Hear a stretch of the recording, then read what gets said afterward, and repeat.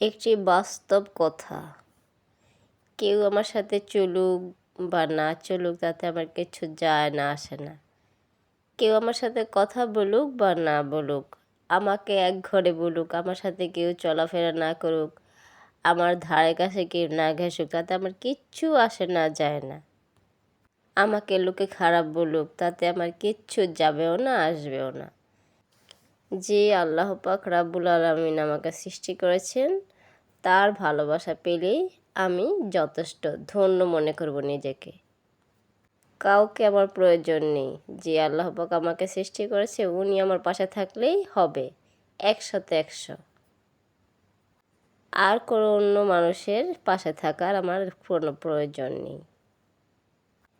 যে ধরনের মানুষ সংসারে অশান্তির আগুন লাগিয়ে বসে বসে ঝগড়া দেখে, রং তামাশা দেখে, সেই ধরনের মানুষ আমার কাছে কোনো দাম নেই।